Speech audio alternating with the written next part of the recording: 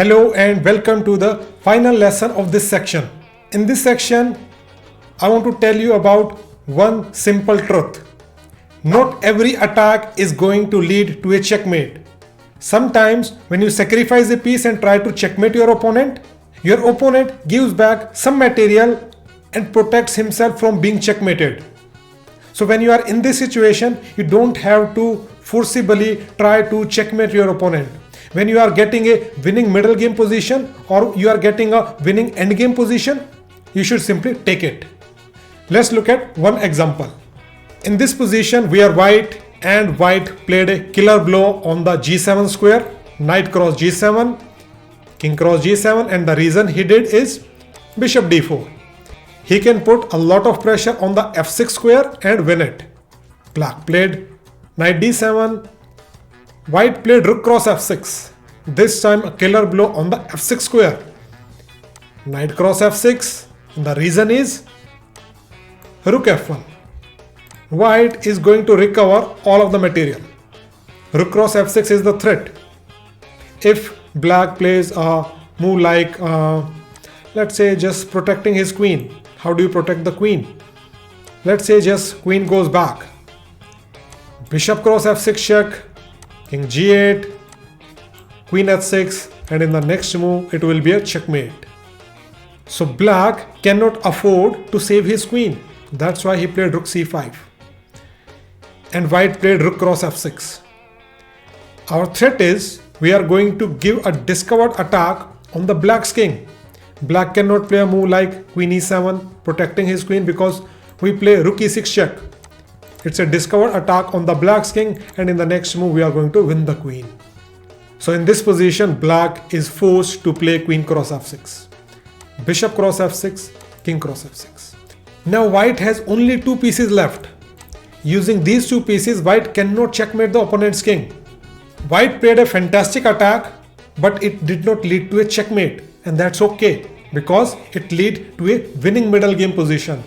Here white can play bishop cross a6, and the idea is if black plays b cross a6, we play queen cross d6 check, forking the king and the rook, and in the next move we are going to capture the rook.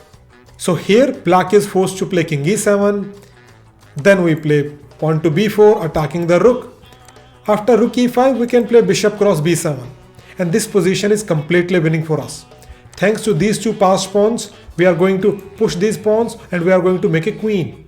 So white is completely winning. Although we don't have a checkmate, our attack did not lead to a checkmate, but it's okay. We are still winning, and that's important. Not every attack is going to lead to a checkmate. Sometimes you'll get a winning position. Here black played bishop g6, threatening our pawn, but it's okay, we don't care about this pawn. We simply push our a5 pawns. We want to quickly push this pawn to a8 and make a queen. Black played f5, after e cross f5, rook cross f5. Black is threatening a checkmate. White played pawn h3, and even if black gives a check, nothing is going to happen. Our king is completely safe. And our plan is a6, a7, a8, so black resigned here. Let's look at one more example. In this example also, white played a killer blow on the g7 square. Rook cross g7, destroying the pawn cover. After king cross g7, white has a rook f6. We are threatening queen cross h6 check. After king g8, we can play queen h7 checkmate on the support of the bishop. And black cannot play a move like rook h8 because queen cross f7 is a checkmate. So in this position, black is forced to play bishop cross f6. Then we play e cross f6, king cross f6, and we play queen cross c5. We get the queen. Now there is no checkmate in this position. We cannot even give a check to the black's king. But let's count the material. We have queen and rook for the two rooks. So white has more material in this position, and that's why white has a winning advantage. And most of the times, this is what you will get. Just remember one simple thing. Not every attack is going to lead to a checkmate. You cannot checkmate your opponent's king every time. Your goal of conducting an attack is to get a winning position so that you can win the game. Sometimes your attack will lead to a winning middle game position, or sometimes it will lead to a winning end game positions.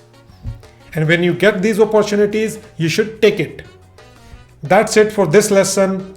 We are finishing this part of the course, and in the next section of the course, we are going to focus on practice. We have covered a lot of concepts up to this point. We covered about different type of king positions, how to attack them. We covered different types of killer blows. We learned how to prepare the attack. We learned many advanced attacking ideas. And in the next section, we are going to do practice of all these concepts.